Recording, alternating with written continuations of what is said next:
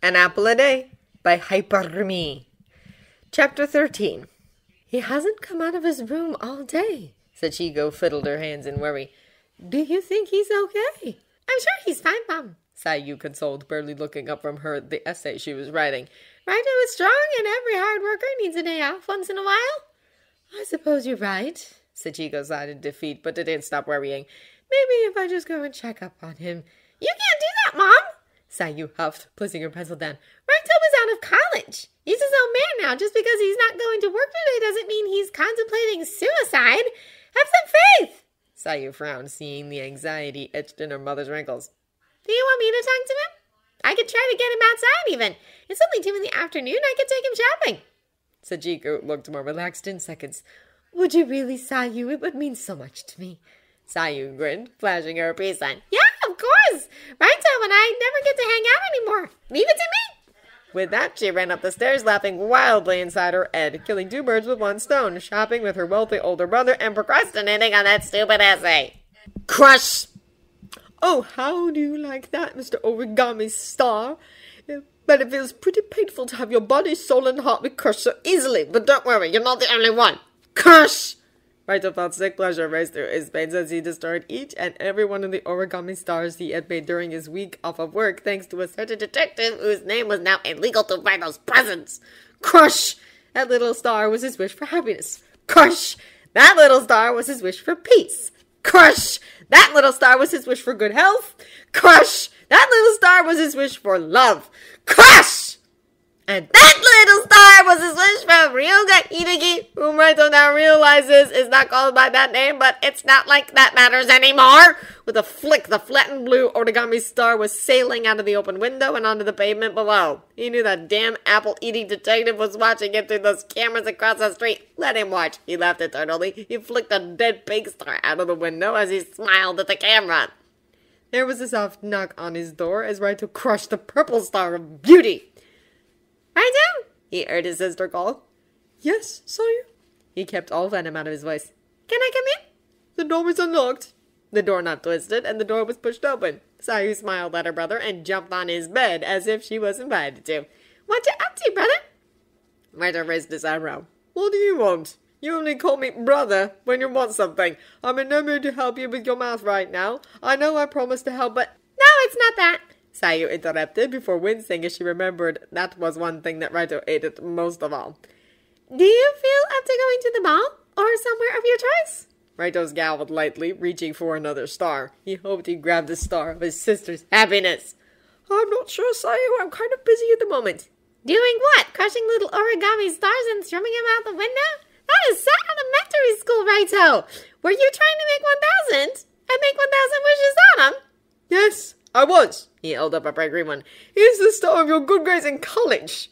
With very little pleasure, the star was flattened into a pentagon. He flicked it out the window and waved as it fell to the ground. That's so mean, Raito! Sayu threw her arms in the air. I can't believe you did that! You still want to go out with a mean brother? Raito teased. Normally I would say no, but I know that you don't want to go out, so I'm just going to say yes. I want to go somewhere with you. Sayu turned on her perfected puppy eyes, the one that no college student should still be using. Please, brother, your choice. Raito, unfortunately for Sayu, had perfected the art of invisibility towards said puppy eyes. But fortunately for her, he was dying to get out and forget his worries. He sighed and stood up. Fine, but I get to choose. He had barely been able to finish his sentence before Sayu cheered and grabbed his arm, leading him out of his bedroom. She had stolen his wallet from the desktop and shoved it in his hand. This is going to be great! It's been such a long time since we've been able to hang out, Raito. You're paying, right? As a college student, I have no money, but since you're a wealthy, successful doctor, you're bound to have some cash, right? Anyway, at college, there's this one girl in my class who is such a jerk! So I told her one day... Raito smiled at his sister, desperately clinging to every word she said in fear of slipping and plunging into the messy dark-haired, dark-eyed, bad-postured, and sweet-eating memories. He calmly slipped at his banana and strawberry smoothie, while his sister continued her long, epic journey of a tale, spilling her own blue raspberry smoothie as she waved her arms. But Miyashita-senpai is such a huge guy, and Masahi-kun is really tiny, so they look totally ridiculous standing next to each other, and then to play basketball against each other, impossible. We were all sure that thought Sahi-kun was going to lose, but then he pulls off this crazy stunt and wins. Sayu laughed. Raito nodded, trying not to get sidetracked from her stories, but it wasn't his fault if it did. Sayu was the kind of talker who elaborates so much he often forgot what the point of the story was. His amber eyes roamed around the mall they were seated at when his sister gulped down her smoothie. The mall was crowded, as it was a Friday after all, and many students had no classes that day, like Sayu. He noticed a group of college girls giggling in his direction, betting the fake eyelashes. Raito scowled and stood up. Let's leave, Sayu. You can drink while we walk. Raito grabbed her hand and pulled her away from the table. The group of girls glared enviously at Sayu and lifted a huff. He released her hand and threw away his nearly finished smoothie. Is there anywhere in particular you want to go? Sayu looked down at the massive amount of bags in her hands. Well, we already went to the 7 stores I wanted to go to most, but I do want to head down to the candy shop on the 3rd level. Candy isn't very healthy, Raito lectured, feeling a sense of déjà vu. He didn't want to be affiliated with a candy store, of all things. Just looking at the chocolate, the cake, the multicolored swirly lollipops, and those bright sugary confections was enough to send Raito into a frenzy of tears, punches, and crushed origami stars. Just thinking of looking at the chocolate, the cake, the multicolored swirly lollipops, and those bright sugary confections was enough to make Raito want to crawl under a rock. But it's my friend's birthday next week. I want to get her some of those chocolate-covered cookie dough things. I hear they're very popular in America. They're not for me, I swear. Sayu insisted, tugging at his coat jacket in the direction of the escalator. But you're planning on buying something for yourself, aren't you? Sayu gulped, smiling nervously at being caught. Just a small little bar of chocolate isn't the end of the world, Raito. Doesn't sugar do the body good once in a while? Or something else along those lines? Raito sighed and pulled his arm away from Sayu's clutching hand. I bought you your smoothie. I am not buying you candy. You brought money, didn't you? Sayu grinned, knowing that this was the best she was going to get.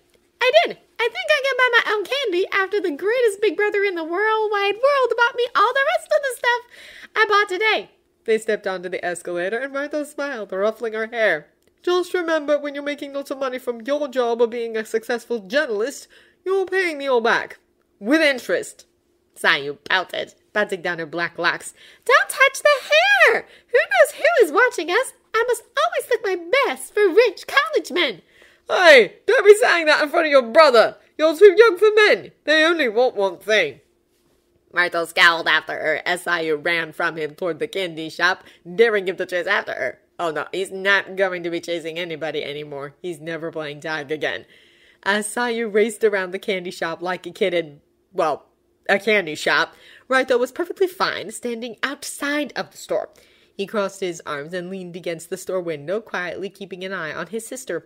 He frowned when Sayu bumped into a man and growled under her breath when she didn't even stop to apologize. He pushed himself off of the window and walked inside the store to play Big Brother. He walked straight up to the man. I'm terribly sorry about her. Raito trailed off, his mind growing blank at the sight of messy black hair, bad posture, and a handful of candy. He stared dumbfounded. Elle?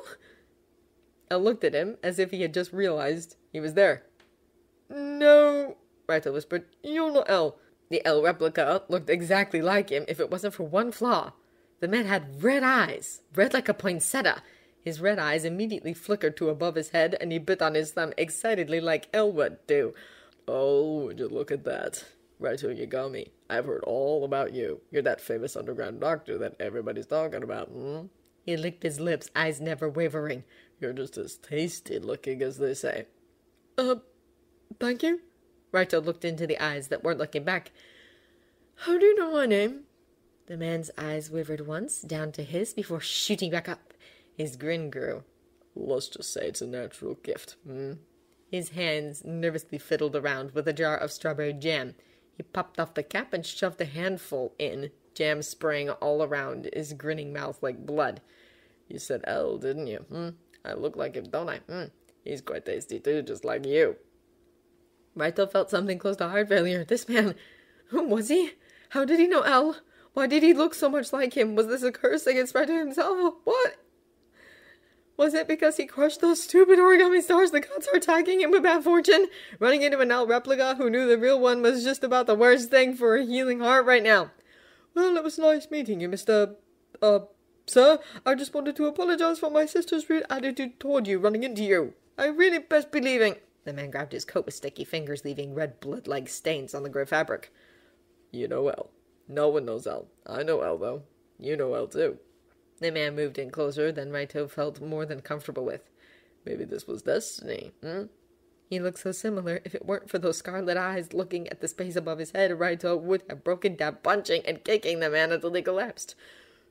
"Could you let me go?" he asked desperately. The man's grin resembled that of a Cheshire cat as he sang, "Raito Yagami, Raito Yagami." He moved in even closer, his strawberry-stained lips inches from his ear. You want to know a secret, Raito pulled against the man's grip. "No! Let me go!" A hand pulled at the back of his nape as the other one blindly petted his face and hair. His eyes trailed above his head in a failing attempt at comfort. Shh, Raito Yagami. I just want to tell you something. He giggled hoarsely. I know all about your little shindig with my lover. Ah! The El Replica's eyes flickered down, looking into his eyes again to see the pain and confusion floating through them. He giggled again. Your sweet little El never told you, how he loves me, and only me, Well, I'm telling you. He suddenly dropped Raito from his grasp and greedily shuffled the strawberry jam into his mouth with his hand. His eyes were rested back above his head. What's with that wide-eyed zombie-like look on your face, Do I have something on my face or in my teeth, He grinned at Raito, showing him his teeth. He laughed again in that sick, sadistic way as he wiped his strawberry-red hands on the doctor's gray coat. Raito Yagami does not know a joke when he sees one, it appears. Perhaps he's lost his mind, The man let out another barking laugh, throwing his head back. Raito backed away slowly while he got his chance. He found Sayu finishing up paying for the sweets she bought and quickly grabbed her arm and dragged her away from the store. "What, Raito?"